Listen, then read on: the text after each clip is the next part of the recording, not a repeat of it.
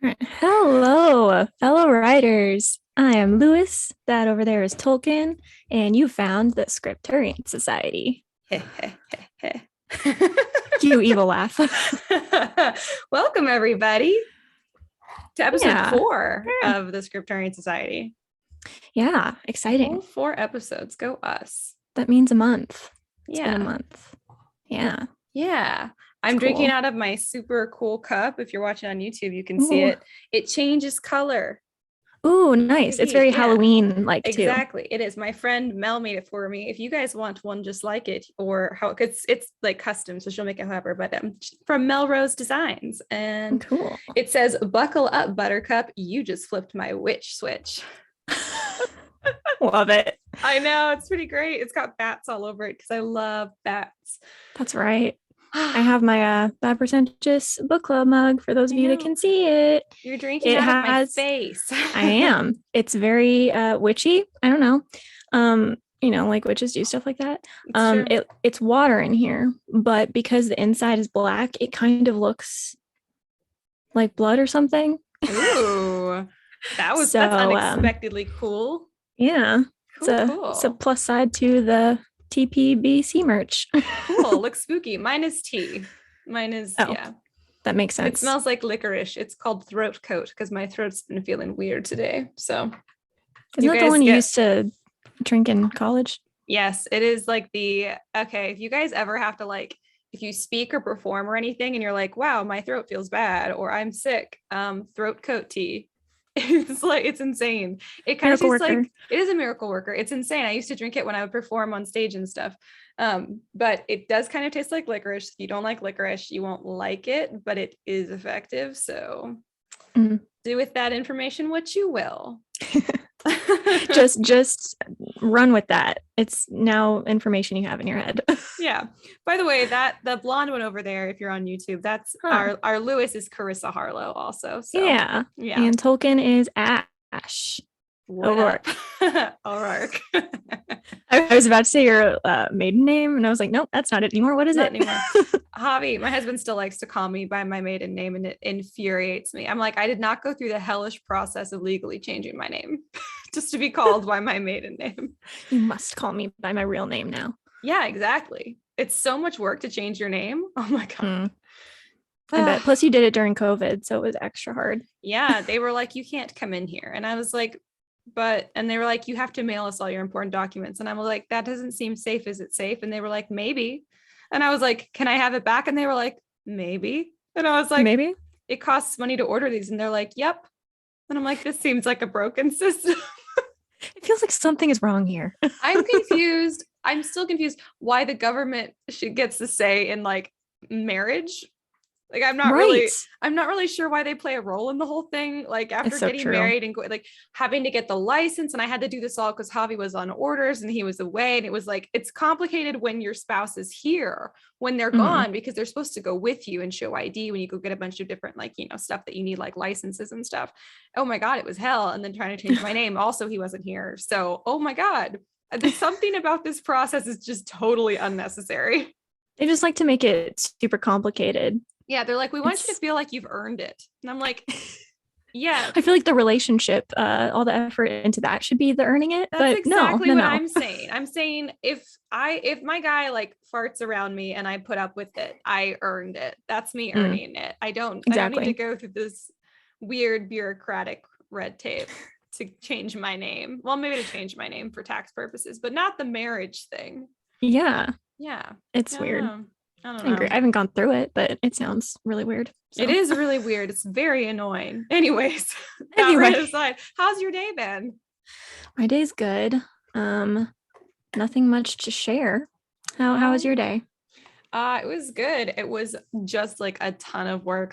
Right before we recorded, I just told you. I mean, I had normal work to do after not sleeping very well last night. And then I worked on that pretentious book club until my mom called. And then I was like, well, I'll use this phone call as an excuse to do all of the chores I've been avoiding. So I talked to her and then my little sister, my little niece, while I did chores for an hour and a half. And then I ate my dinner and then I logged on here. That's not true. I watched a half hour of How I Met Your Mother in between. So I did get a half hour break. but that's it for the whole day.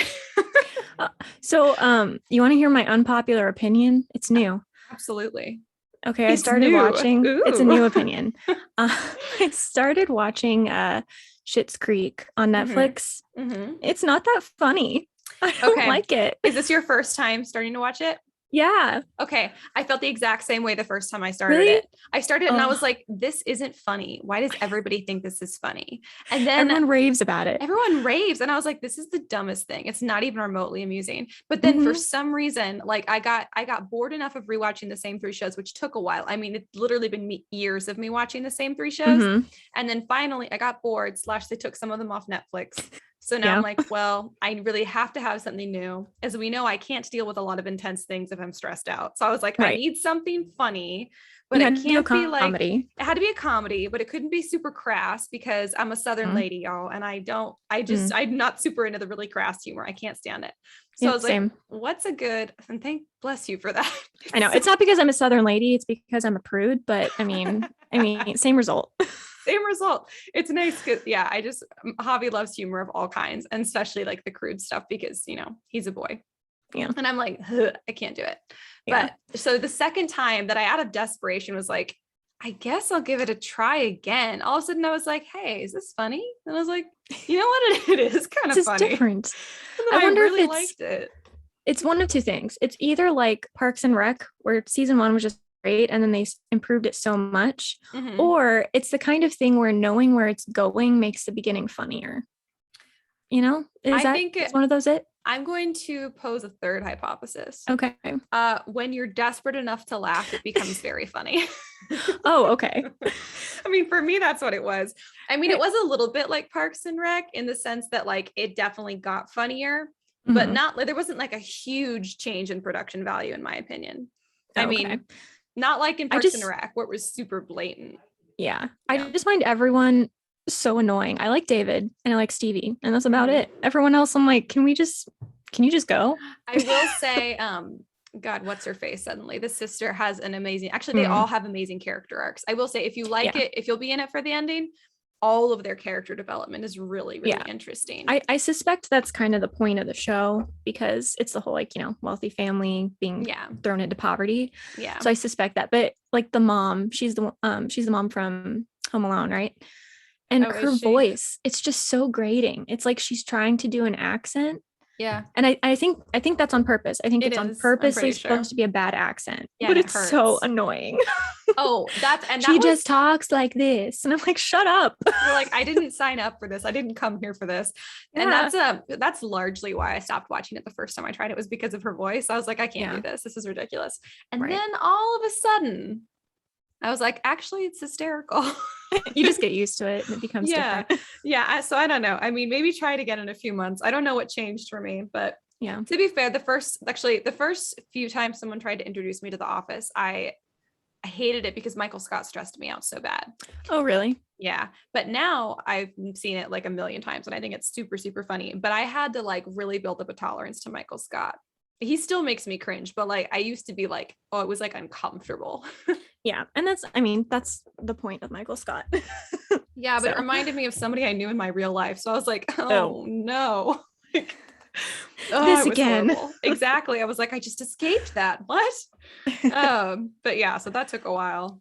Maybe you have to build up a tolerance. Yeah, maybe. I also, just while we're on the topic, this is what I think. So I'm not a big anime person, but I know I do like to watch YouTube videos about things that I don't want to take the time to watch, if that makes sense. So like I have not watched The Kissing Booth or anything like that, but I've seen YouTube videos analyzing them because I just think it's funny to make fun of stuff. So I found one about this anime and I was like, that actually sounds kind of good. So I watched it all because it was free on YouTube. What anime? I'm going to butcher the name. It's called, is it Danganronpa? Something like that? I have no idea. Okay, so it's about these, it's kind of cheesy, but it's kind of cool. It's like these 15 kids who are like the best in their field are going to this school, but then they get locked in and they have to do these death games. Like the only way to get out is to kill someone and get away with it. So they're like murdering someone and then everyone left has to be like, okay, who did it? Oh my gosh. Yeah, and it's pretty good. It's only 13 episodes, so I was like, I can handle this. I really want to get you into anime because I can, off the top of my head, I can think of like 3 or 4 animes that you would be like, I think you'd really be into the plot. Yeah, I really like fairy tale. So anything fairy tale, I would like. Okay, I have a new one for you. Okay. How do you feel about sci-fi? I like sci-fi. Okay, and it's on Netflix. Eden Zero, the creator of Fairy Tale, it basically took Fairy Tale, put it sci-fi, and changed up the characters a little bit. But it's like the exact same vibe, and it's super good. And it's on Netflix. It's called Eden Zero. It even has like Happy the cat, basically. But yeah, I mean, but so I didn't know for sure because like I'm a diehard Fairy Tale fan, so I was like, I don't know about this. It was amazing. It was everything beautiful, and it's on Netflix. So. Anyways. All right, good to know. Yeah. I sometimes have trouble with like the adult cartoon thing. I don't watch that kind of stuff, but I mean, some anime doesn't feel like it. I will not watch adult cartoons. I won't do it. But anime doesn't feel, I don't even categorize it that way. Anime is its own unique thing. Like Family Guy and like Rick and Morty and those things are the bane of my existence. I just can't. I hate them so much. But anime is like not even to me, like not even related. I started watching one called Dr. Stone recently. Oh my God, it's so good. Like everyone is petrified in the world. Like this weird like sky blast thing happens. Everyone turns to stone for like 3,000 years or some crazy shit. And then they slowly start to wake up, like this super, super smart kid who like he was like a child genius in high school, like super smart, like scientist kid. And he wakes up first and he basically is trying to like rebuild civilization from the ground up. And it's interesting. Yeah, I'm not even selling it as well like as I should be because it's really good. You had me sold out, so I thought so. Yeah, it's a good one. I think that's one that you'd like. There's one that I haven't watched but sounds like you might like it that I believe is also on Netflix, and I don't remember what it's called, but it's about like this, it's like a high school where they all like basically like gamble, like the best gambler gets like the best scores or whatever, and there's this like chick who's like really, really smart, so she's really good at gambling and she's the main character, and that's all I know about it. And I would definitely recognize the name, but I can't remember it right now. But that seems like it's also up your alley. It does look like it looks like one of the ones where there's lots of boobs, so I don't know for sure. It may or may not be. I can't say for certain. Okay. All right. I haven't watched it. Maybe. I have no interest in gambling, but I also have no interest in excelling in an academic environment. So that doesn't hold the same like interest for me.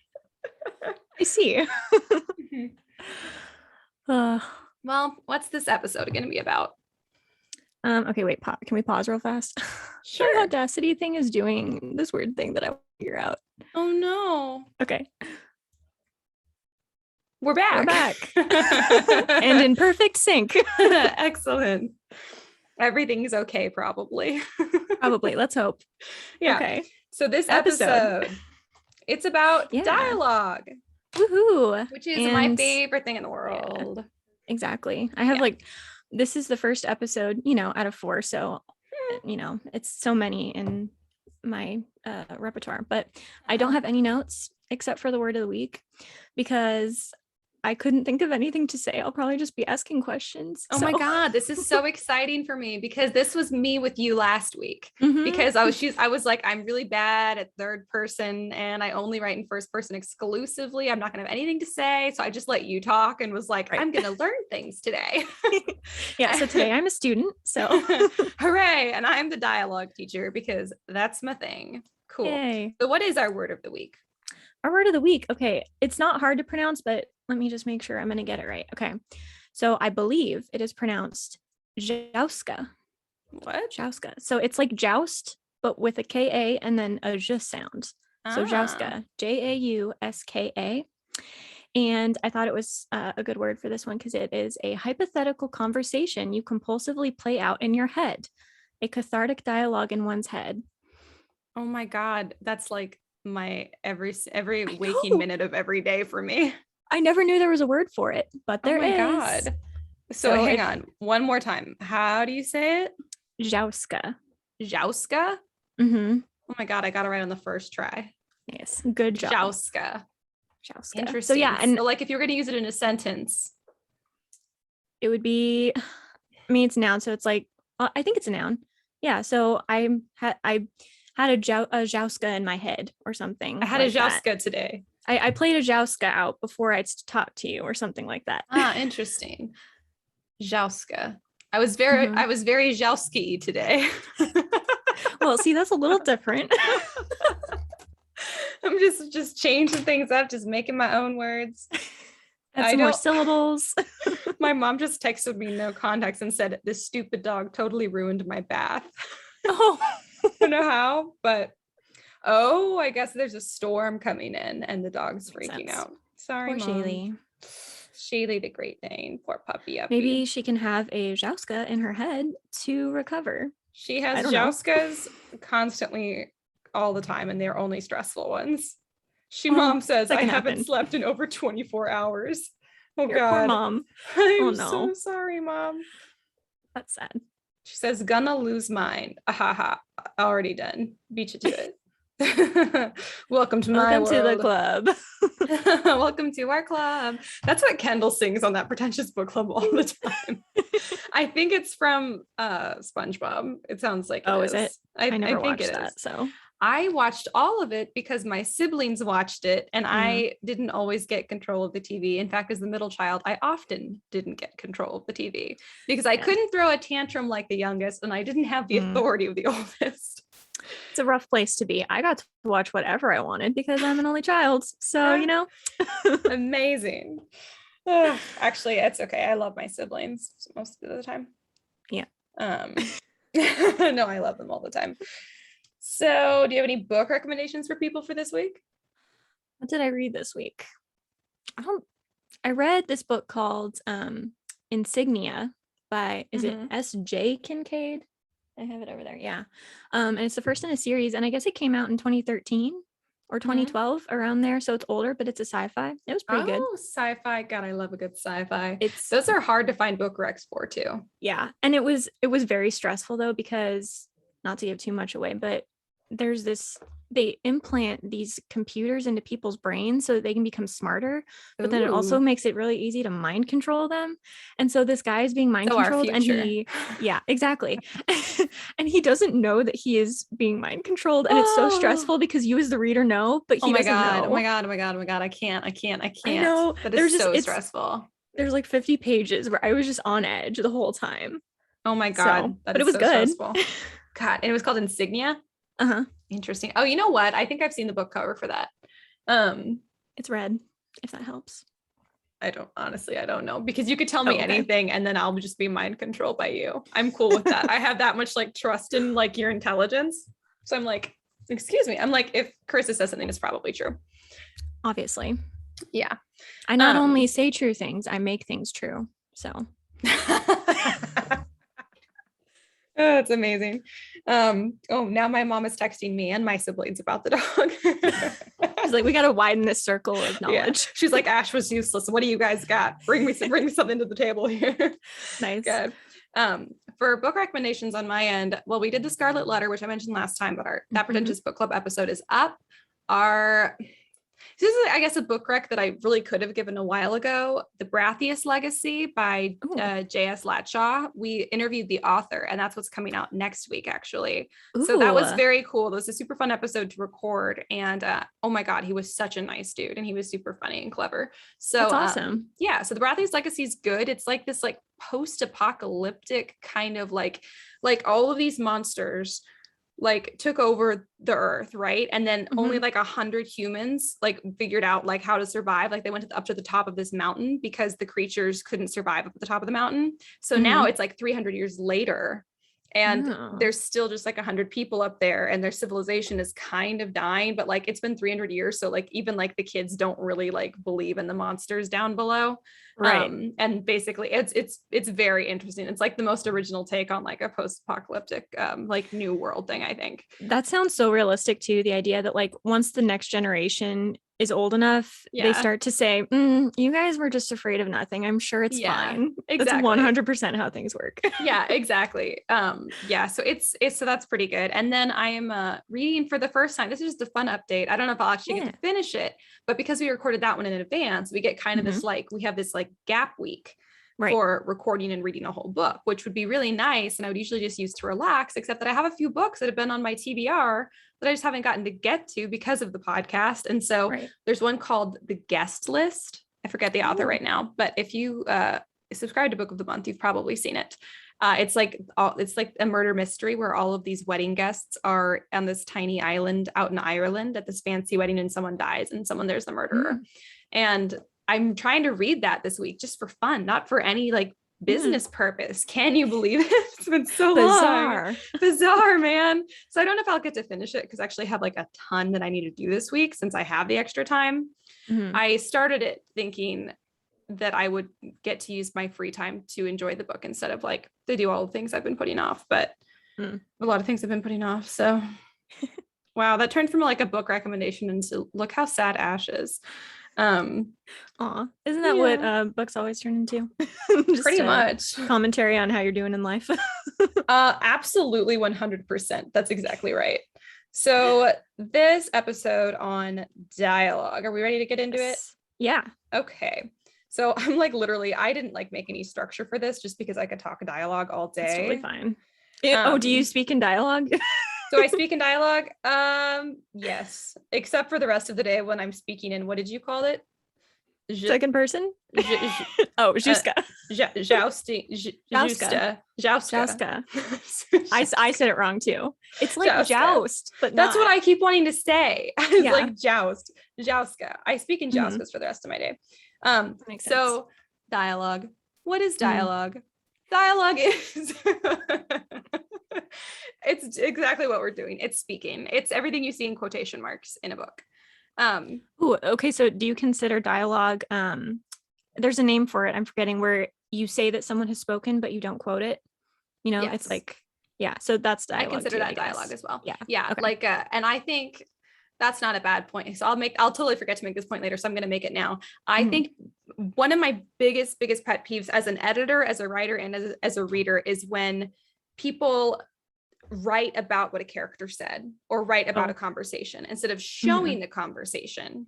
Like if it's a big conversation and you just don't want to show it for whatever reason, you still need to give like a sentence here or there, even if it's just to give your audience like a feel for what the conversation was like. Don't talk about a conversation that happened. That is so annoying. I hate it so much. Oh God. I agree, because even if you just include like one or two lines from it, I guess the reader feels like they were there instead of hearing about it. And you always want to give as direct a scene as possible. Yeah, exactly. I think if you're afraid about going too light or too heavy on dialogue, I would say go heavy and then cut. Don't go light, because that's harder to fix later. And also, to be honest, it's going to be harder for your editor to like pay attention. It is just, dialogue keeps people engaged. A book with no dialogue is harder. I think that's why classics are sometimes harder, is because there's so much description and way less dialogue compared to what a lot of us are used to now. So dialogue is I also think I was gonna say kind of like what we're talking about last week. I think dialogue there tends to be more dialogue in first person than in third person.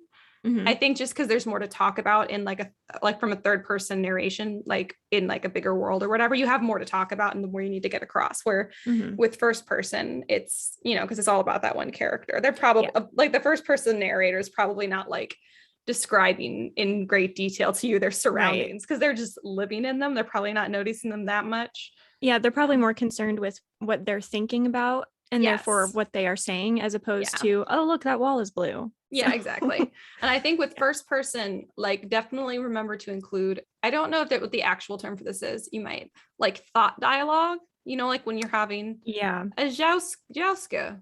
Right. Do you put that in quotes or do you do italics? Because I do italics. I always do italics. Guys, please, please, please, please, please, please, please, please, please, please.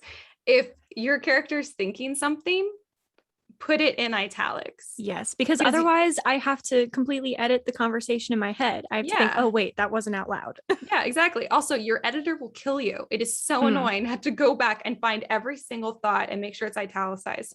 It's annoying. So just italicize. It's also just so much easier to read for yourself. It makes it very clear that it's a thought. Yes. Yeah. And I heard once that you have to pick what italics are for you. So you can either do it with thoughts or with emphasis, but I use both because it just makes sense. Yeah. I don't think it's ever confusing like that. Yeah, I agree. So, do not use multiple question marks and exclamation points in your dialogue. Yeah, don't do that. That drives me. First of all, use exclamation points extremely sparingly in your dialogue. I mean, extremely sparingly. You can almost 100% of the time, you can get across the passion you're trying to with italics or with like a single capitalized word if you must. But try not to use exclamation points. Or with action, like or if with they say action. something and then they punch something or something like that. It gives emphasis. Exactly. Like do something, but don't just try your best. Maybe if they're actually shouting, you can do it, but try not to do it for a bunch of lines. And don't do 2 exclamation points ever. Don't ever do more than 1 exclamation. As an editor, it might be one of my biggest pet peeves in the world is like the 2 exclamation points or an exclamation point question mark exclamation point. I know. Don't combine punctuation. You can't do it.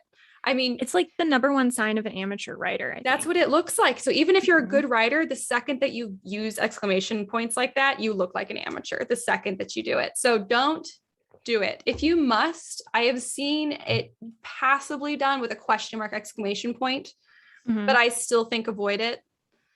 If you feel that you can't, you may once for the whole book. I will allow it. Maybe twice. You get 1 per book. You get 2 for consistency for the whole book, but try to avoid it for the question mark exclamation point. Anyways, that's just a tiny pet peeve about dialogue. Wait, can I ask one more thing? Yeah. How do you feel about all caps in dialogue? It totally depends on the tone of the book. I used to be totally against it, but I've seen like in some like middle grade and even some YA stuff where it's really funny. Like if it's meant for if it's meant because it's supposed to make it funny for the reader, it can work. I was going to say middle grade or under. Yeah, middle grade or under. It's really hard to pull off unless you're using like a single word. Like somebody shouts and it's a single word. I think you can put that in capitals. And I only say that because with that it's harder to get across that somebody shouted. We don't have like a ton of words for shout that aren't like, they start to get pretentious when you mix it up too much. So if you're going to have a book where people yell a lot, and exclamation points are almost not strong enough, they're almost not substantial enough to get that across. Plus they're exclamation points, which we hate. So so if I say if you're like going to shout, make it a single word, try not to do a whole sentence unless it's if it's middle grade, it can be funny, you can get away with it. But I think otherwise try and limit it to like 1 fully capitalized word per like paragraph or whatever. Yeah, I would agree. And try to limit that too. Yeah. Because like you were saying, you can get a lot of stuff across by the actions and stuff that are going on around it. Oh, and that's the other thing with dialogue. God. This is just going to be Ash complaining about things writers do with dialogue. It's really not advice. It's just complaint. It really is just complaints. Because as an editor, these were just like, because dialogue is so important to me. And I feel like it's probably like one of my strengths as a writer. It just comes very naturally. So for like editing other people's books, like one of the first thing that stands out to me is like really painful is when there's a problem with the dialogue. So we have the one problem, like we mentioned before, where it's like a lot of description and then not as much dialogue, or you're talking about conversations instead of just showing the conversations. But you can also have this opposite problem where it looks like you're reading a movie script because it's like one person speaks, next person speaks, next person speaks, next person speaks. And you're like, okay, but what's happening while they're talking? Right. I need to be able to visualize it too. Yeah. You cannot forgo scenic details for the sake of the conversation. You need them all. Yeah. And you need to be showing what the characters are doing too. Like give them a emotion every once in a while, like frowning or moving around the room or something. Yeah, exactly. And so that's where we get into like dialogue tags. So dialogue tags people have a lot of really mixed opinions on dialogue tags. Some people say use action and avoid dialogue tags. Some people use dialogue tags with every single line. And I've seen it done well both ways. But I think with dialogue tags, you do have to be careful not to get repetitive or to fall into cliches. So I think dialogue tags actually take more skill than not. Like a dialogue tag would be like, So you're writing it in quotation marks. It's like, hey, could you hand me my phone? There's the comma, the quotation mark, she said as she reached across the table, you know, so that she said as she reached across the table is the dialogue tag. So the comma description, or if it comes first, like she reached across the table and said, comma, quotation mark, can you hand me my phone? That first part's the dialogue tag. So wherever you put the dialogue tag doesn't matter. Try not to be too repetitive with it, because it just mix it up when you can. But and also, just quick pet peeve, please put a comma, don't put a period. I see that in books sometimes, usually self-published, and I'm like, it's always the comma, unless it's a new sentence. If it's a tag, it's a comma. Yep, exactly. Or a question mark, but usually a comma. Yeah, but usually a comma, exactly. So dialogue tags. So you've caught me on this a few times when you've edited my stuff, which is good. This is what I'm saying about dialogue tags being hard. Like, I love dialogue, and I write a ton of dialogue, and I still get tripped up in this, is when something happens suddenly. Don't keep saying suddenly she said, or suddenly this happened. Try to find another way to convey like the instant that it happened, or that it happened quickly or unexpectedly. Try to avoid, you can say suddenly, sure, a few times in the book, but like I try to avoid using the same descriptors more than twice in the same chapter across the board, whether it's a dialogue tag or not. I try to not use the same description more than twice in a chapter. Not the same. I go page, but that's a good rule too. Yeah. Well, the thing is, so like word for word description, I think only use once for the whole book, but like a single descripting word, like suddenly, I think that's an adverb, right? Yes. I think so. Suddenly ran. Yeah, suddenly ran. So try not to use, especially adverbs, because we just have a few we use often. So try not to use them more than twice in a whole chapter. And that's redundant. Like if you say suddenly blurted or something, blurt implies suddenly, so you can take it out. Exactly. Which also helps to like think about that when you're coming up with your speech tags. Like what is the way to combine these words? Yeah, exactly. So and here's another pet peeve we get into. God, this is just an episode. Go on. This should just be called Ash's Pet Peeves. When every speech tag is she said, he said. We don't care what she said, he said. It should be other things. Did they blurt it? Did they gasp? Did they is it a longer action that happened with it? Like, you don't just say said every time, because it's so repetitive and it doesn't give the reader any indication of how the words were said. So I don't know. I was actually going to say that I don't think you can overuse said, because I think it's one of those words that readers skip over anyway. It's just they do an kind of indicator. skip over it. You don't really read it, so it doesn't feel repetitive. It's like a the. Yeah. You can use the many times. That's true. So I do think that you need to be careful to use as many good ones as you can. But if you're caught between a really obscure one, oh my God, said. Yeah. That's a good clarification. Absolutely. Don't go for the obscure. Don't go for the obscure. Right. If you can go with yelled, you can go with yelled, or you can go with blurted or exclaimed or something like that. Do it, but don't go with really obscure ones, or like don't make up words or something like that, because you don't want to use said again. So maybe that's a clarification. Exactly. Don't use really fancy words, because you're reaching for anything but said. If you really can't think of anything but said, you said. Although here's another one. So this is my other strategy. If I can't think of a word that's not like super out there, I'll either use said, or I will use nothing at all. Guys, did you know you can do that? I don't think some people do. Is this what the period is for? This is what the period is for. You actually don't have to tag every line of dialogue, because the readers will know who's talking. And even if they don't, they'll figure it out based on context. Like if you're if you're listening to somebody else's phone call, you might not know for sure who's on the other end, but you still understand the conversation. And you can figure it out usually. Yeah, you'll figure it out. And so your readers will too. And you can even play with that and make it on purpose. Like maybe you don't want your readers to know who's having the conversation. So then you super don't need speech tags. But regardless, you can even use context. Like if one of your characters has blonde hair, one of your characters has brown hair, you can be like, she shifted her like blonde hair over her shoulder, period. And then whatever the line is. So even just putting an action that belongs to a specific person and then the line of dialogue separately, there we go. I think too, oh my gosh, I have like 3 things to say. So I think especially if you only have 2 or 3 people in the conversation, you don't need them, because if it's two people, it's going back and forth. Every time it's a new paragraph, it's a new character. Absolutely. Please limit the speech tags, because you don't need them and they just take up space and you're going to have to cut anyways. Exactly. And then also, I think if there's a big group fight going on, like a bunch of people are shouting a lot of things, you also don't have to say who's saying what, because it'll be made clear. It'll be made clear in what they say. Like if they say something along the lines of, you lied to me, that's the person that's upset about being lied to. That's the person who got lied to. Yeah, exactly. And so you can be unclear if you're trying to create the feeling of tension or conflict, especially in third person. It doesn't have to be said who directly is speaking. It can just be the general tension of the conflict. Yeah, exactly. And then I just think using action instead of dialogue tags is also a good plan a lot of the time. Yeah, I think because dialogue tags can feel repetitive. They can also feel like they just take up unnecessary space, but an action is purposeful. It can have all the same stuff that the dialogue tag was going to have, but it can be way more interesting, and it can get the same information, but more. Exactly. And it makes a picture, whereas dialogue tags also do paint a picture, but it's not as definite of it's like painting in watercolors versus like oil.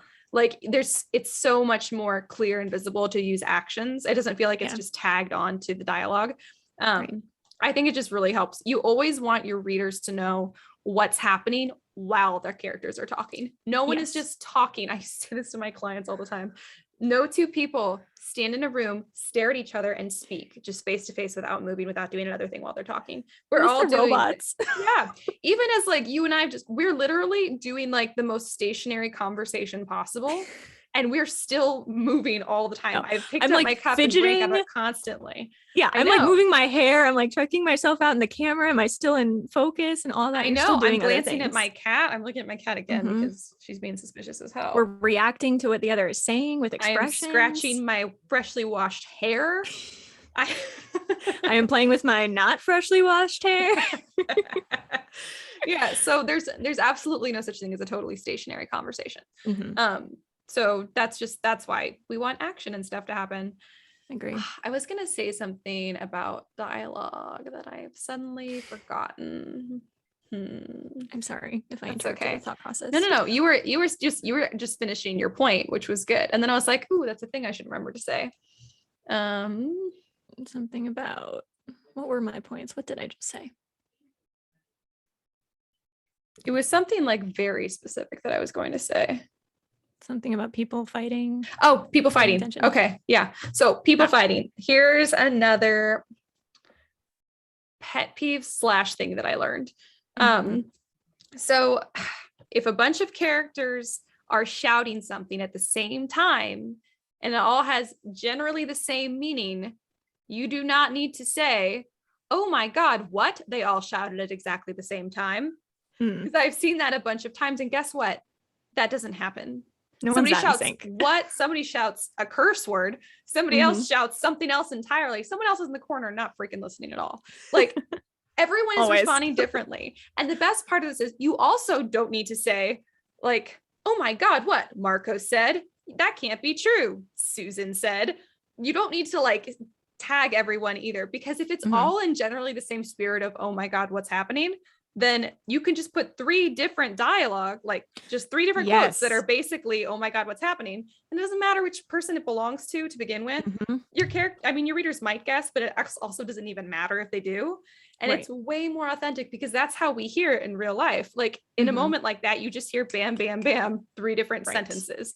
You don't individually look around and like take stock. Let everyone have their turn. Yeah, exactly. It's all said at the same time, but saying they all spoke at the same time is annoying. Don't do that.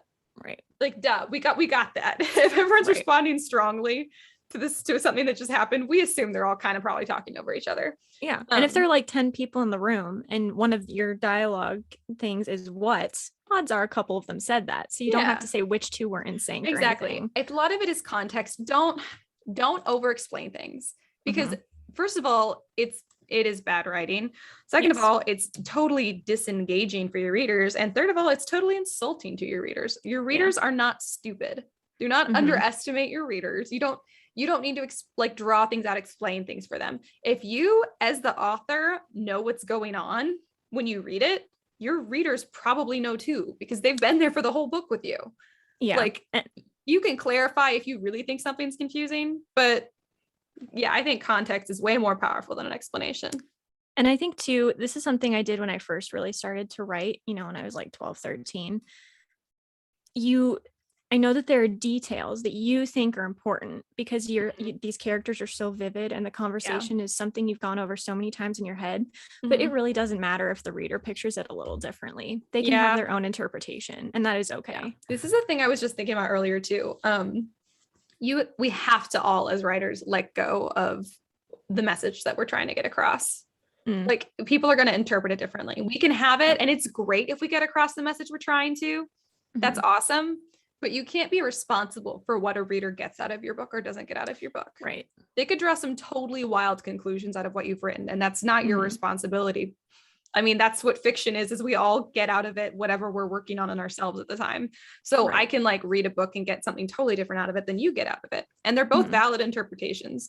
You can't like go based on the author's intentions.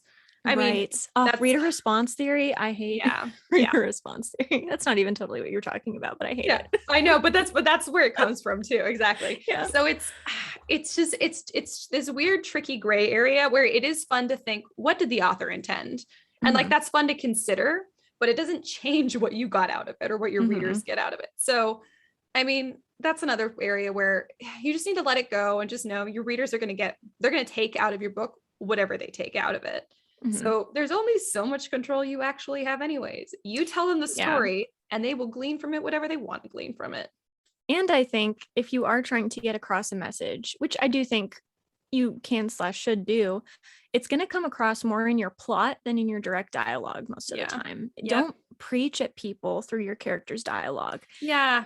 They can sum something up, but don't preach at people. No long Katara friendship speeches, you guys. Yeah. Don't do it. It's fun sometimes in anime, but no. If you want to yell at people about your opinions, get a podcast. Don't do it. Don't do it through your character's dialogue, because it's actually going to be like the opposite of effective. It's going to be totally so annoyed. Yeah, your readers will know that you're trying to preach at them. They're going to probably feel the opposite way because they've been preached at, or they're just going to be annoyed that you tricked them. Because it feels when you're reading a fiction book for escape and then you're suddenly like, hang on, someone's trying to preach some weird message at me. It feels like you've been tricked. Yeah, you've been betrayed. You're like, I came here like to hear a story. I think what it boils down to as fiction authors is, what do you feel that your responsibility to your readers is? And I think it is to tell an engaging story. And I think that our own beliefs and stuff influence that. And if people want to like know about what your like beliefs or whatever are in real life, well, that's what like, you know, social media and stuff, like whatever, like however readers want to get involved with you is for. If somebody wants to know what you believe, they'll ask you. But like you said, if you want to like, if you're like, I strongly believe in this idea, well, your characters can show that through their actions. That'll come through. But don't just use your characters' mouths to speak your ideas. That's what I was going to say. I'm not sure if this is a little different than what you're saying or just clarifying. It's that your theme should really be the thing that gets across your message, not your characters acting as like spokespeople for you. Yeah, exactly. Your characters are not your spokespeople. You can put your message into your book. Just know your readers may not get it because they came for a story. Your job is to tell them a story. Right. It's not. And your job I do think them. Yeah, I think good books have layers. Yeah. So your reader, you can have a really important message, but your reader also needs to be able to read it on that more surface level and still enjoy it and get something out of it without it all being about the message. Yeah. Well, if you honestly, the most effective way I feel like to get across something important or meaningful as an author is to just layer it so deeply and authentically into the world of your book. Like, don't force it in. It has to authentically from the ground up be layered in, because it's really just a part of the world. Don't ever try to force some meaning or some allegory or some message in. If you try to force it in, your readers will find it and they're going to not like it. They're going to feel tricked. They're going to feel betrayed. They're probably not going to read any more of your stuff because they feel that they've been tricked. Exactly. I mean, and they're going to give you low stars. They're going to give you low stars. They're going to feel like you had ulterior motives is what it is. Yeah. Even if you know what, technically, even if you have ulterior motives, You just don't want people to know. I guess you can, yeah. But you have to do it well. If you write it well, then like, I don't know. I guess you can get away with it. Yeah. If you're really good at it, I guess you can get away with it. But I think for a lot of us, if you can't do it really, really well, your own ideas should not be the focal point. The story has to be the focal point. But it is your story. So your ideas will come through naturally. So just don't force it. You know what? If you want your message to come through, guess what? It's going to come through if you don't force it. If you force it, it's going to come across wrong. Let it come naturally, but just the way that you view the worlds. Exactly. Yeah. And do avoid, like we've mentioned, and I'm going to come back to it because seriously, do avoid like long speeches from characters. I mean, in general, whether it's about like an important message or not, do avoid long speeches because nobody cares. I hate reading like a chapter of straight dialogue, and the dialogue is like some character telling their own backstory. I could have just gotten a flashback chapter. That would have been way more interesting. If it's really that important, give me a flashback chapter. Otherwise, try to avoid long pages, or you can do like Lee Bardugo. Once again, she does this with Kaz Brecker's backstory. She drops in his backstory in pieces. Yes. So if you have a big chunk of exposition or background you need to drop it in pieces, or just do a big flashback, but don't do pages of dialogue of like one big chunk of dialogue. It's too much. I think part of that too is that part of what we expect from dialogue is that it's going to move faster.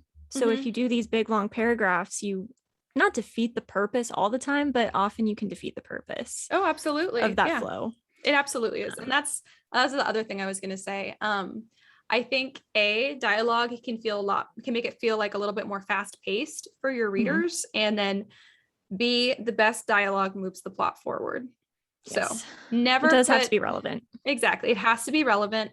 And I think it should 80 to 90% of the time move the plot forward in some way. So like, yes, characters need to have conversations about their feelings, and they need to say things that, expose like their background or whatever.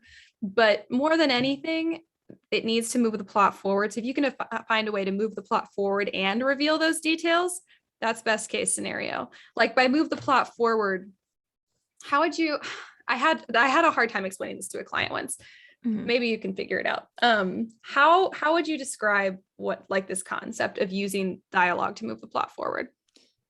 I think essentially the reader has to learn something new. Yes. And it has to be relevant to where you're ultimately going. Yes. So I wouldn't have your characters talk about things that the reader should already know based on what they've been thinking or what they've gone through. Don't have a character talk through a scene that we as the reader already read. Yeah.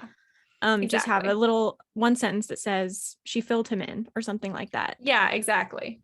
Don't try to over explain things. And I don't know, I've heard that dialogue has to either contribute to character or plot, but I think the best dialogue probably does both. That's what I'm saying. Yeah. So we learn something new about the character, and we also get maybe foreshadowing about their motives, or some kind of foreshadowing about where we're going, or I mean, you could even do that they're talking through their plans and then the plans go wrong or something like that. But essentially don't be repetitive. It needs to be something new that the reader doesn't already know. There needs to be there needs to be something new about the characters and or new about the plot. If you're truly a master of dialogue, both, because then you don't have any bit of meaningless dialogue. Don't ever have a conversation where they're just talking about what they're going to eat for dinner. Oh, I know. Nobody cares. Really, if you feel that you want to include it for like world building purposes, include it as a line of like description. Don't include it as like an actual conversation. No one wants to see it. Or if you're Hemingwaying, is that a word where it's all actually about something else? Like the spaghetti is not a spaghetti. Hemingway that thing. I don't know. God, I love the iceberg thing. Yeah. Hemingway. Like I always think of Hills. Is it Hills Like White Elephants or something like that? I believe so. Where they're talking about trains and coffee, and they're definitely not talking about trains and coffee. Nope. So if you guys want like like the truest master of dialogue, I think is Ernest Hemingway. I mean, for powerful dialogue that moves the plot forward, Hemingway. And Hemingway added this third layer. We're saying new information about the character and information about the plot. His has got this weird third layer where everything also has like a double or triple meaning. Like it is intense. And that is that is masterful writing right there. That's like being an absolute master of dialogue as a craft. You start out like, why are we talking about coffee? And then a couple dialogue tags later, you're like, oh my gosh, we're not talking about coffee. We're not talking about coffee. And it means so much. And so that's the iceberg thing. So the iceberg, I guess, method for writing dialogue. I mean, it's for anything. It's not this, this is true. This is not just for dialogue. I just think this is like a really good note for dialogue, but across the board, the iceberg method, which is really Ernest Hemingway, is everything that your reader reads should have like more to it, you know, like a line of dialogue exactly should imply, you know, like 10 other things. There should be like a bunch of information a reader could infer from one single sentence. That's the same for description, for dialogue. Like even the way that a character says something could imply a bunch of other things. So that's where, you know, dialogue tags are great, or the action before or after the dialogue is great, or even like the very specific word choice a character uses could mean something. And that's where don't worry about over explaining it to your readers. If your readers want to read deep, they'll read deep for it. If they don't, they won't, but it has to be good regardless. It has to be good both ways. Exactly. Whatever you write has to be good for this, like the surface level readers. It has to be good for the deep diggers. You have to be good at both. Yep. Yeah. I think too, I think you brought it up when you were talking about unreliable narrator last episode, that if your character lies and the reader knows about it, don't have some weird explanation to indicate they're lying. The reader already knows they're lying. The reader knows. Or they can suspect and think, wait a second, that's not what happened. Yeah. Or something like that. So you could there's even more just to have it. Like another character, like give them the side eye. And that's the only indication that it's a lie. Like your readers don't have to know everything that's happening. Right. They need to not be like confused to the point that they're taken out of the story. That's where the line is. You never want them so confused that they disengage. Right. But that's pretty much it. You can confuse the hell out of them otherwise. I mean, I've been doing that more and more often, which is where I'm finding my work like this. Okay, what do you think about this really weird ass genre? I don't know if I've ever read a book in it, but I know there has to be. But because I'm so into this like iceberg method for writing, and I write a lot of fantasy stuff, the thing is it leaves so many questions unanswered for so long that I realized one of my books is almost like a mystery, but it's also like a very traditional YA fantasy, but it's also like kind of a mystery. I kind of love when you have a fantasy book, but its genre is kind of different. Like Six of Crows was kind of like that. It's a heist book, but with magic. Exactly. Yeah. So I love that kind of stuff. Yeah. So that's anyway, so I think I accidentally did that. And I think it's fine. I don't think it's to the point where anybody reading it would ever be confused. They would have questions. Your readers should have questions, but they should not be confused. Agreed. Yeah. Yep. So going back kind of, I don't remember how far. How do you feel about characters? Because you said you don't want them to be preaching at you. This is something that I do, and I think it can be done well, but I'm not sure. How do you feel about characters having a conversation about a topic, like a really deep topic? Like if they were going to talk about religion or politics or something, do you think characters can have conversations about that so that there are different opinions at play? So it's not the writer preaching at you, and you would get to know the characters and their views. Yeah. But it's hard. You can't go too long, but it has to be relevant. I think it's the closest you can get to using your characters as spokespeople. And I also think it is, for that exact reason, the hardest thing to do with dialogue. I think it can totally be done. I can't do it. And I think I'm pretty good at dialogue, and I don't think I've figured out how to do it yet. But absolutely it can be done. It's just really hard to do. You've been working on your books though for like a very, very long time. So you've been like very carefully like honing everything down. So you might have that, down, right? Because you've been working on like the craft of it for so long. I don't think I've ever done it. I also just don't attempt it that much anymore because it's so hard. I think a good way to do it is allegory too, which is a whole other ball game. I mean, writing an allegory is really hard. But if you're one of those special people who's really good at allegory, that's a great way to do it, because they can be having like an allegorical conversation, and then you can say whatever you want because it's in your allegory. As long as, I'm going to go back on what I said before. Okay. I said you should not use your books to get across your message or something to that effect. That's not what I meant. What I meant was, ooh, did you hear the thunder? I did. Ooh. What I meant was you should never preach your message at the expense of the story. Yes, that's the perfect way to put it. Yes. Yeah. So absolutely put your message in there. I don't know why I came across like that. I mean, I had very strong opinions. Yeah. I was like, I feel like she's trying to say that, but it's just not the exact statement. True. But yeah, I would agree, because that's what I mean about having your theme instead of preaching at people. Yeah, exactly. It can't be, the point of your story can't be only to get the message across. It also has to be to get to a point in the plot and character development. Yep. But you use those as tools to get a message across. I think it helps if you just make your primary goal a truly badass story. And then your secondary goal, really close to it, is your message. But if the first goal is the badass story, at least you've gotten your readers in. At least you've given them something.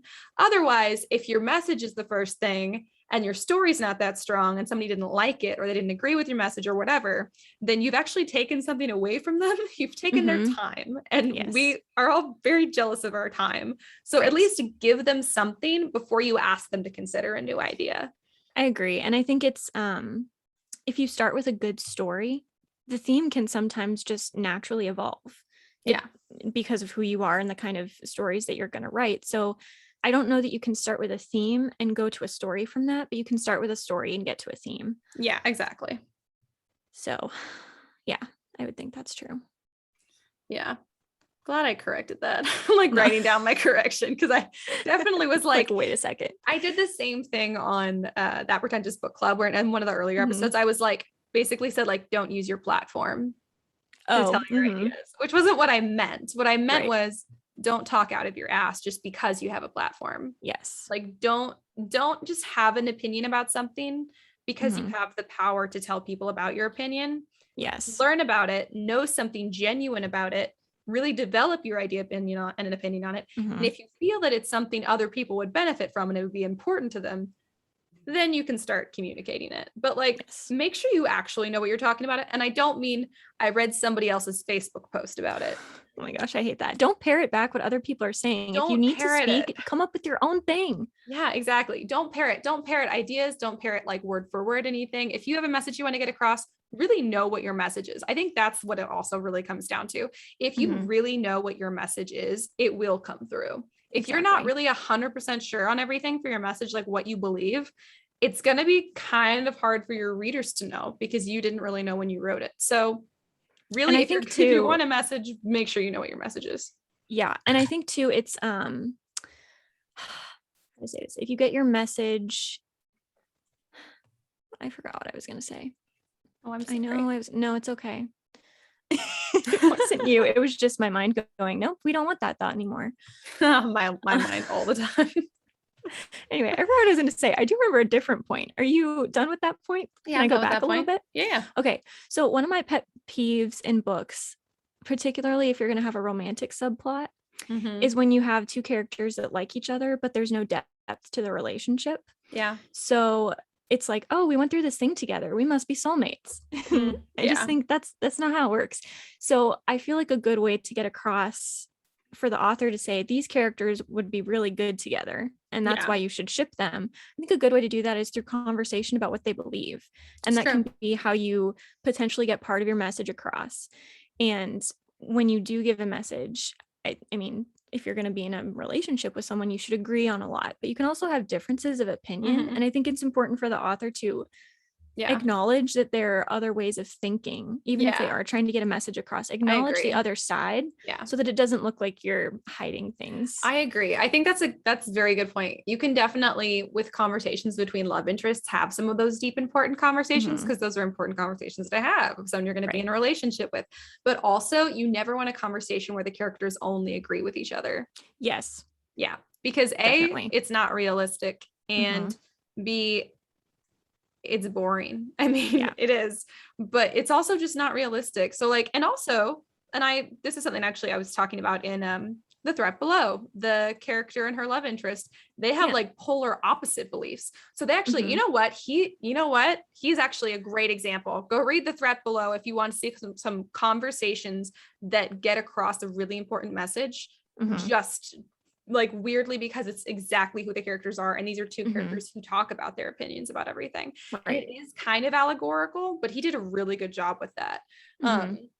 Yeah, the dialogue in that is pretty good, but those conversations are like, those are impressive, and he pulled them off really well. Yeah. I just feel like sometimes authors need to have more conversations between characters instead of just action. Yeah, you can go through stuff with people and be, I don't know if delusioned is the right word. Is that even a word? About how well you go together? Disillusioned? No? I mean, that is a word. Delusional. Like delusioned. But just like, you're wrong in the sense that you think you're compatible when you're not, just because you've been through things together. It's true. So I think if you have those conversations where they find other things in common and find compatibility outside of that, that contributes well to your character development and the relationship. And that is also a place to have the conversation. That's true. Like, I have in my book series, in the first book, the main character and her love interest are having this conversation about if intentions or results are more important, and they have different ideas about what the answer is. And so it kind of creates a conversation about that, but there's no answer given. It's just, hey, we disagree on this, but we have a lot of things in common that we found out throughout the conversation. Yeah, exactly. And so it allows their conversation to express compatibility without expressing agreement. And I think it also, on the reader's part, allows the reader to think it through. And if there's no quote unquote correct conclusion, then the reader has now thought through that issue too and said, maybe, hey, I agree with the main character, or wait, I kind of agree with the love interest more. Yeah. So it helps the reader think through issues without there being the author's soapbox of this is the correct stance to take. Yeah, I think honestly, as an author who wants to get across their message, if you truly believe, like if it's an issue where you believe there's only like one right answer or whatever, definitely don't tell your readers that, because that's like the douchiest thing you can do. But objectively laying out two different characters' opinions of the issue when they're opposing is a great way to do it, because if you really believe your message is the stronger message, it's going to come through. But definitely don't, and then your characters still don't have to agree, because people still don't agree. Like in the threat below, I think his name's Adorne and Iceland, the two, like the love interest or whatever, they disagree on everything, and then they have some good conversations about it where they understand each other better, but they still keep disagreeing the whole time. And I think that's awesome. And they still are like very close friends. Like just because your characters disagree does not mean that they cannot be friends, just like real life people. I feel like there's your message you guys should let's all try and get that message across. We don't have to agree, not even on the big things. But I think it can be important and good for writers to start the conversation and say, hey, here's a different way to think about it. What do you think? Instead of just trying to drill home a point or something. Well, I think that's probably fiction's most powerful tool for change, is starting conversations. Preaching your opinion as an author, I think that's what I was trying to caution against before. And I think that's different. Preaching your opinion tends to annoying. A, not be taken well, and B, it tends to almost always harm the story. However, opening a conversation about a topic that you believe in, that's a totally different story, because your readers are going to want to think about it on their own, and they're going to form their own opinion, and that's way stronger than any opinion you could feed them. So plus it serves the plot. You learn character motivations. Exactly. And also here's another note that's also more dialogue based, is every character should speak slightly differently.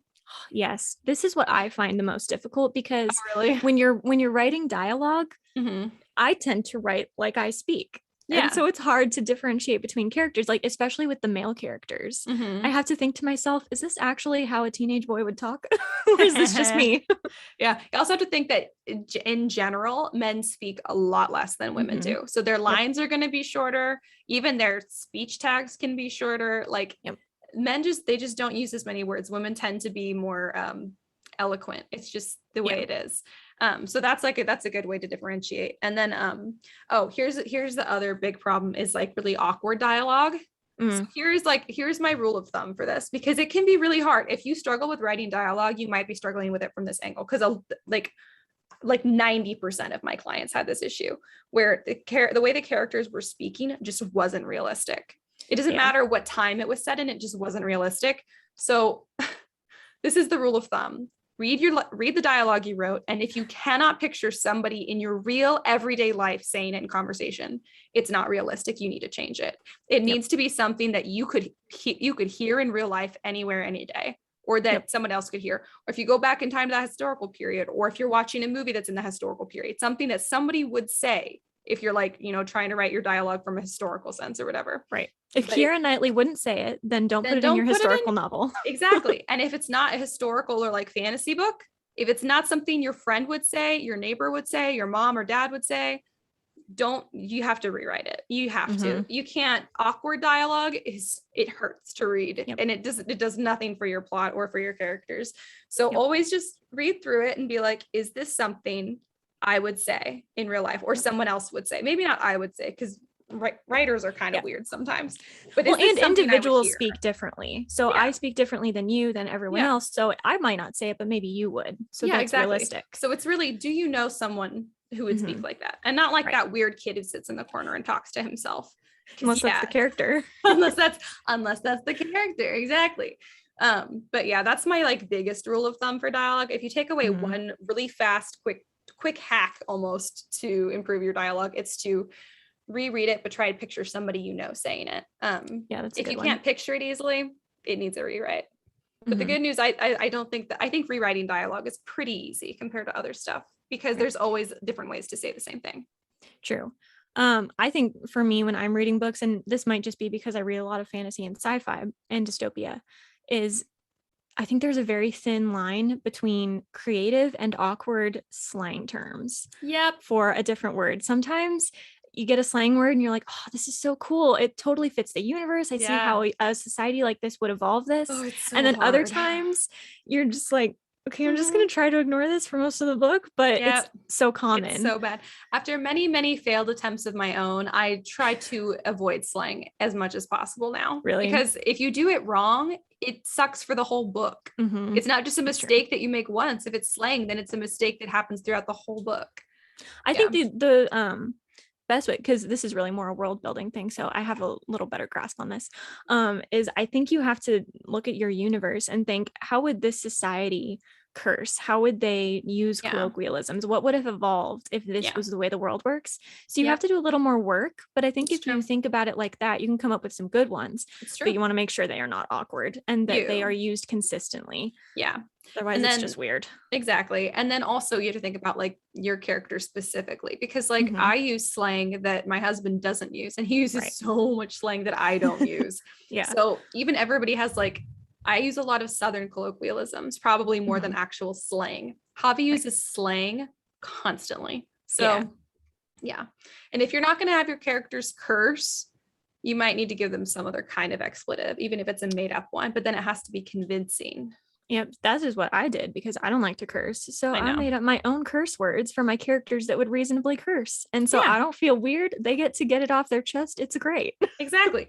From YA up, honestly, it's really hard to write dialogue authentically without any kind of curse word or convincing substitute, because people do curse. Even if like you don't curse, you're a young adult and you don't curse, but I'm a young adult and I do curse. And it's just any, you're gonna have readers who do or don't. Also, like, not saying like cursing is great and all, but it is a great way to convey passion without an exclamation point. As long as it's within the realm of your character. So like, this will always frustrate me. If you have a character who's described as innocent and sweet, and then they're constantly cursing, like if it's one time and it's like, oh wow, they're really upset. But if they're constantly doing it, it's just this, you clearly don't have a grasp of that character. So it either needs to be once to indicate just how frustrated or surprised they are, or they're not as innocent as you're saying they are. So exactly. God, I was gonna say I love cursing. That's not what I meant to say. So in books, you love cursing? Is that more accurate or no? I love a well-placed damn. I mean, Mark Twain knew it better than anybody else. That's true. A well-placed damn is just peachy, man. I would say avoid like F-bombs though, because like that puts your book in a whole other rating. Do try to avoid, if you want to reach a wider audience, I would say try to avoid. If you don't care, it doesn't really matter. But if you want to reach a wider audience, try to avoid explicit, which means the F word and sex scenes, basically. So I think has the way that I've spoken changed at all since high school? Probably not. I've never been a big curser. Mine has probably changed a lot. I haven't really. I just don't like curse words. And so I feel like while I might be a minority in the adult world, I don't think I am in the teenage world so much. So if you are trying to write for young adults, you are alienating a certain percentage of your readership if you add that kind of stuff. It's so true. Going for the lowbrow, I keep using that term. I don't think that's a real term. Lowbrow is, but not the way you're using it. Yeah, I know. I know I'm using that wrong, but I don't know what term to use. Lowest common denominator. Yeah, if you go for, the lower curse words like hell or something like that, people like me who even don't really use it comfortably are going to read it and be like, okay, fine. Yeah. But if you drop the F-bombs, we're going to be really uncomfortable. Yeah, you will alienate people. Absolutely. Yeah. I would say to reach the most, using more conservative curse words like hell or damn. My mom always says, like, in relationships and stuff, if you and your spouse can't agree on something serious, she always recommends going with the more conservative approach. I think that's just true in general. I mean, it's relationship saving. It's like, dialogues, it's conversation saving. It's just, it's considerate is what it is. So yes, if you don't want to alienate readers. Exactly. And there are always exceptions. Again, if like a main characteristic of one of your side characters is that they're constantly cursing, like, I guess fine. But I mean, use it carefully. Don't do it because you speak that way. Do it because you're thinking about the audience and the character. Exactly. I think across the board, whatever your intention is, whoever you're trying to target your book to, do whatever you're doing with intention. So pick your curse words with intention, or don't pick curse words with intention, but have a reason behind it. Either have a reason for your characters or a reason for your readers, but know why you're doing what you're doing. That's true, like for what you choose to put in your book and for what you, like, actually the story is. Always know what your intention is, because then you don't need to spell it out to the readers. It will just come across. And that is, like, I think that's the easiest way to start learning how to layer your story, is just know what you believe, know what your theme is, your message is, like your theme/message, because it's the same thing. Know what that is intimately. Don't go explain it. Just, it's going to come out naturally. Let it happen. Exactly. Know your characters intimately, know their world intimately, know the plot intimately, and all of those details. You're going to do way more like behind the scenes stuff than your readers will ever see. But that's how they're going to get the layered story. That's how they're going to get the iceberg. Yep. And if you do find that you're like me and you don't like to curse, you should consider making up a curse word, because it is sometimes unreal to have no cursing, especially if people are constantly in danger, or if you just have a large cast of characters. Odds are some of them curse. It's so true. You gotta deal with that. And we love looking for any opportunity to make an exclamation that doesn't require an exclamation point. So that's not a bad way to do it. I think that's probably, my characters actually don't curse that much, but when they do curse, it is usually because I want some kind of exclamation, but I don't want to use an exclamation point. Also don't want to use capital letters, because that also gets old very fast.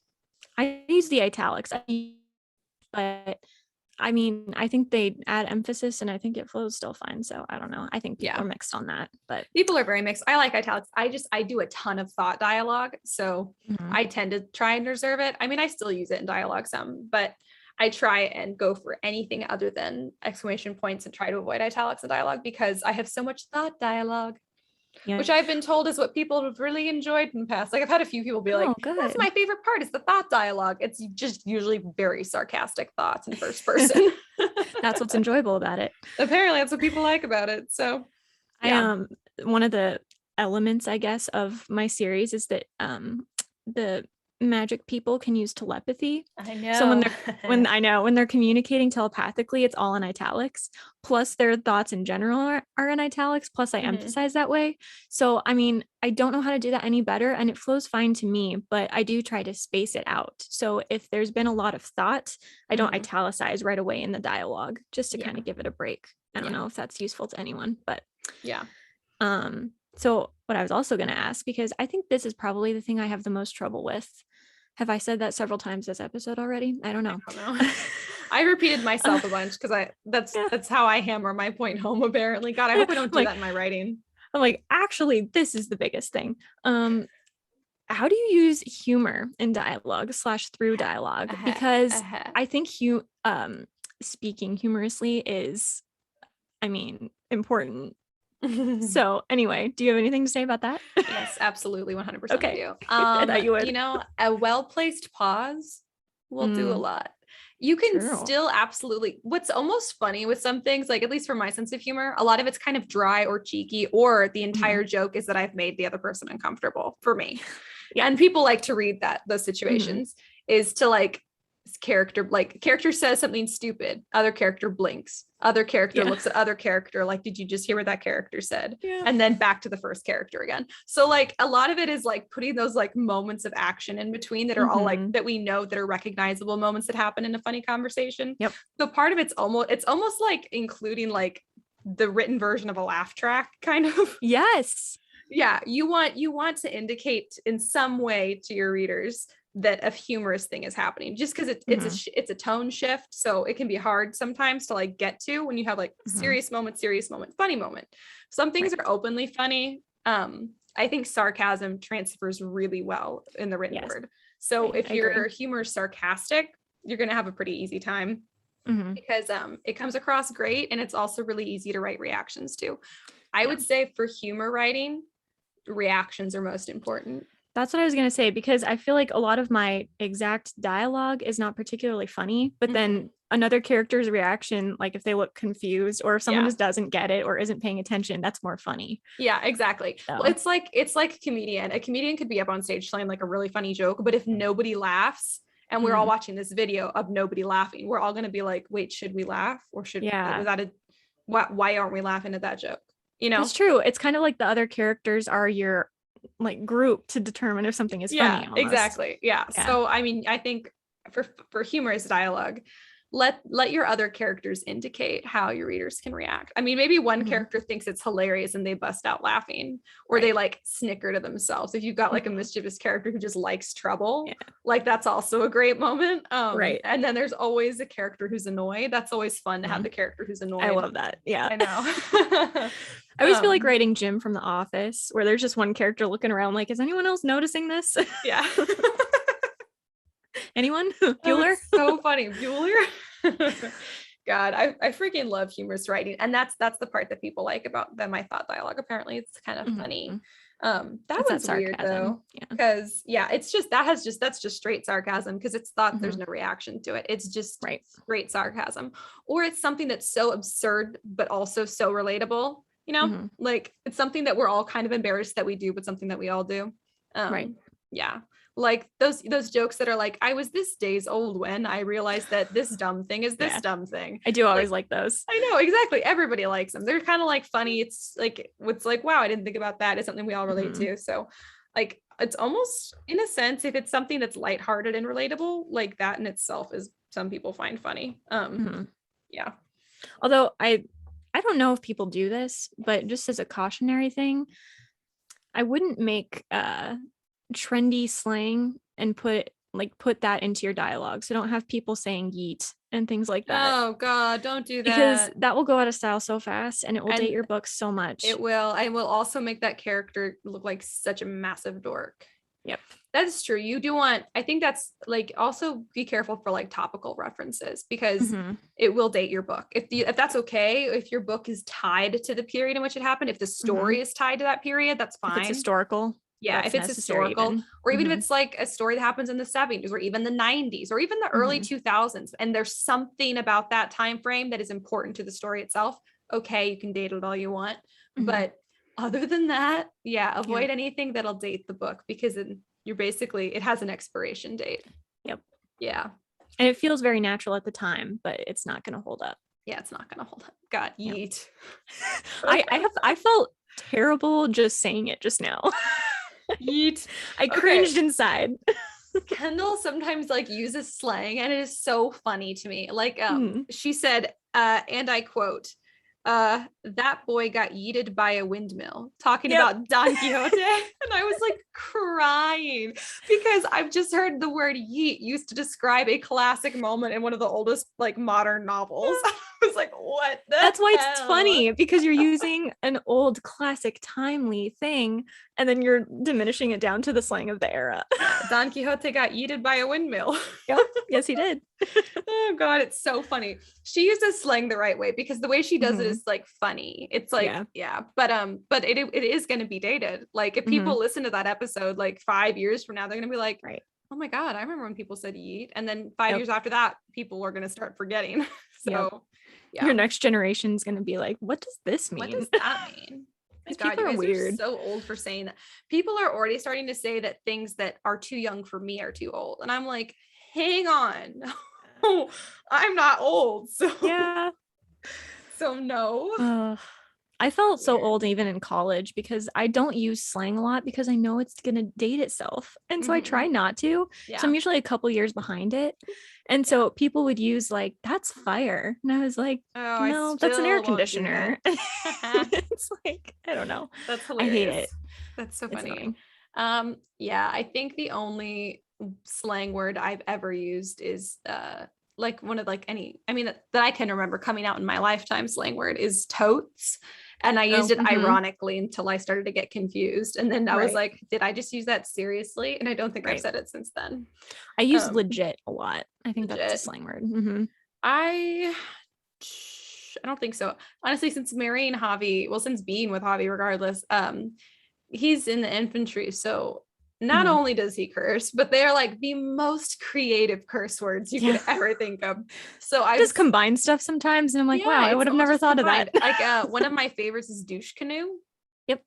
And I'm like, God, that's amazing. I don't know what it is. It's just so creative. How did you come up with that? Amazing. So Ash approved curse word for creativity. Honestly, I don't even care what the curse word is. If it's creative enough, I will applaud. Like I'm fine with that. Go for creative every time. So I have noticed that like his more creative words, I'm like, did I just use that? I did. And I loved it. So I've started like coming up with like really weird combinations on accident now, just because I think that's what all the infantry boys do. They're like this word and this word. Let's do them together. Compound word. Compound word. Done. And like, that's it. It's just like weird compound word combinations and slang. That's basically how they all speak. So there you go, guys. If you're looking for new terms for your book, just compound a few words. And hey, that's a pretty cheeky, funny thing to do. So there's your humor too. Maybe that's how one of your characters is funny. They just like, they say weird words, or they make up their own words, or they compound weird words. They get it slightly wrong.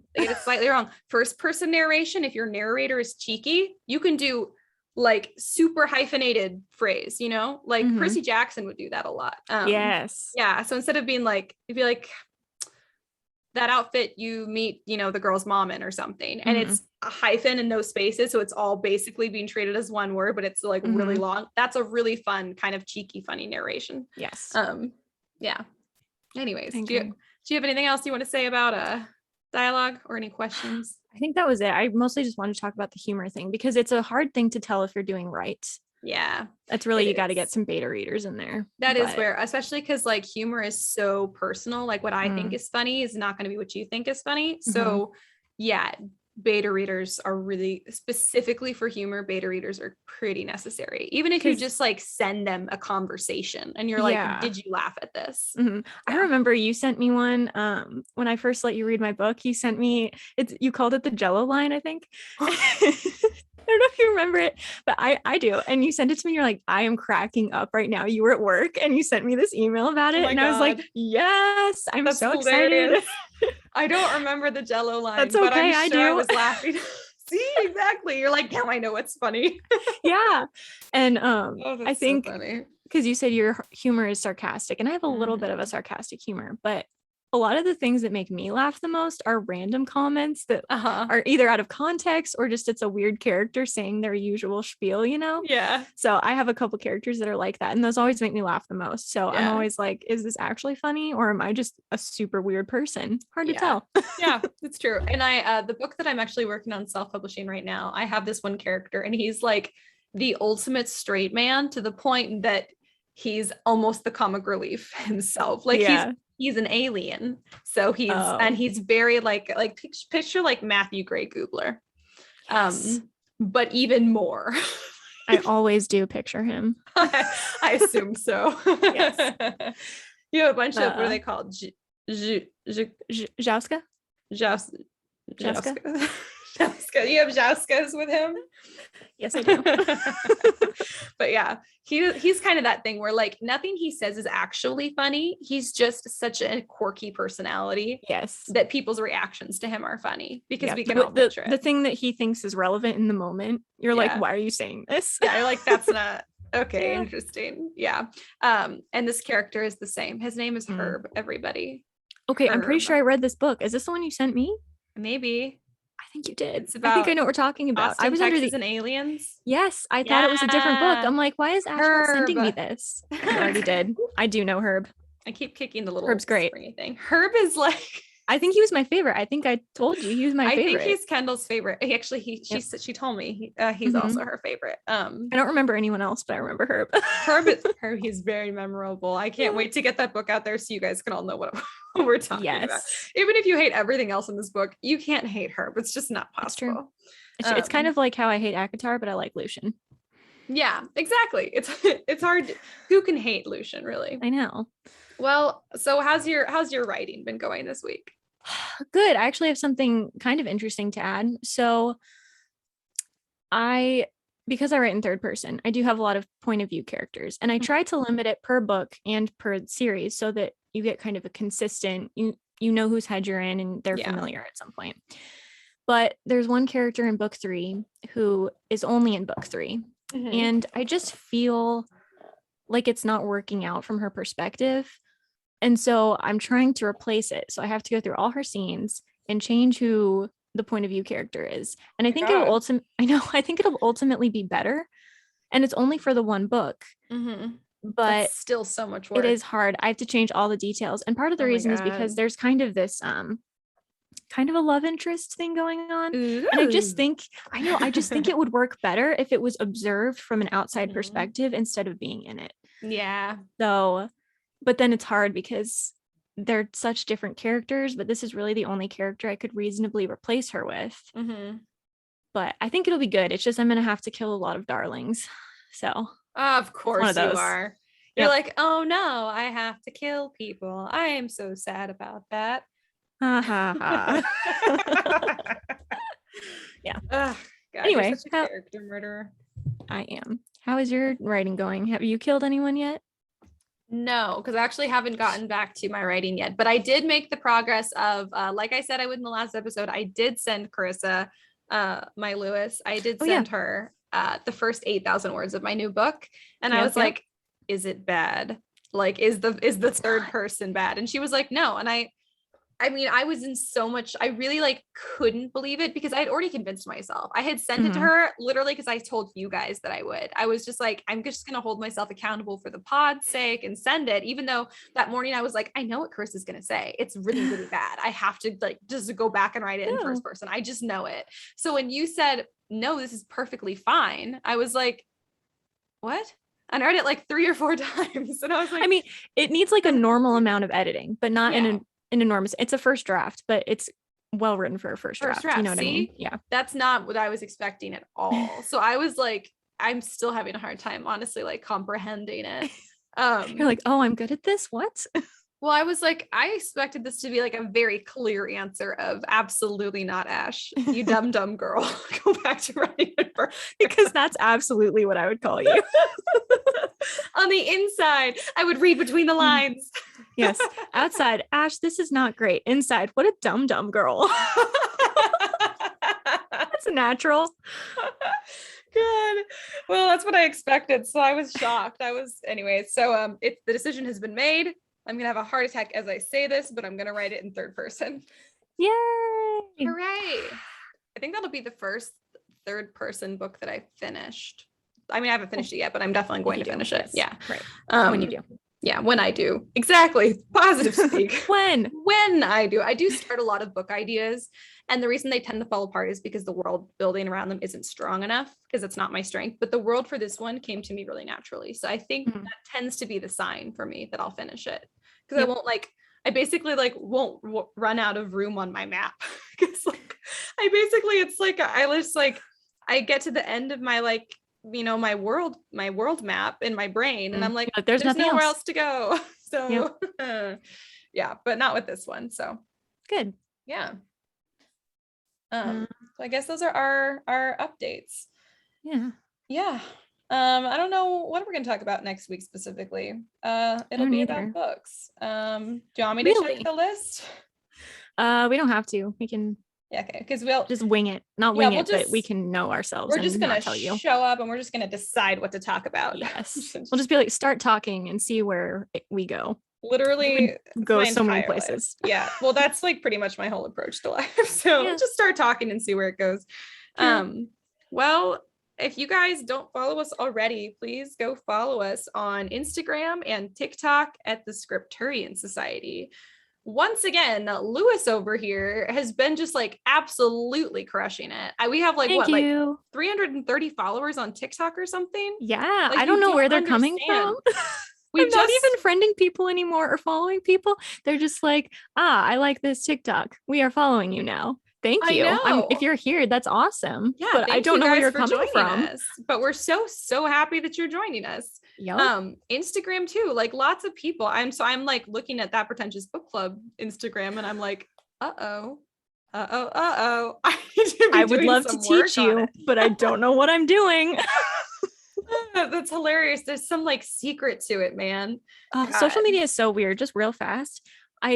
I would say 80% of the time I'm like, I think I'm doing pretty decent. It's building. It's, it's not like 1,000 followers overnight, but it's pretty good. I feel good about it. And then I'll just hit this point at like 1 a.m. when I'm looking at a TikTok and I think to myself, my life is going nowhere. This is terrible. What am I doing? Oh my God. And I go down so fast. Yeah. And then I just sit there and I'm like, nope, come back. Everything's fine. Everything's fine. And then finally I have to talk myself out of it. And I say, yep, I'm fine. Everything's good. Social media is not a drain on my soul. It's fine. Oh my God. Now I feel so bad. I asked you to help with social media. It's 80% of the time. It's fine. And I actually do kind of get that. It is usually fine because I've been stressed the last few weeks. And like, again, didn't sleep last night. Trying to do social media for the last 2 days has been like particularly a challenge where I'm just like the idea of it, like I'm not depressed, but I'm like, on the edge at the moment. So like just the idea of trying to make the effort on social media is like enough to like push me over the edge and I can sense it. So I just like have not been making too much of an effort because I'm like, I'm teetering on the edge and social media makes it worse. And I think a lot of it has to do with when you first start, because the first week or so that I started, I was kind of on a high. And then I got to the second week and I started to think, oh gosh, existential crisis, everything sucks. But then I got used to it and I'm like, oh, I just have to post today. Like I do every day. It's fine. Exactly. It ebbs and flows. Sometimes it's easier. Sometimes it's harder, just depending on the cycle. I think it's hard for us because we're not just enjoying it either. There's so much pressure. Right. I'm like, we only got 2 followers today. I'm a failure.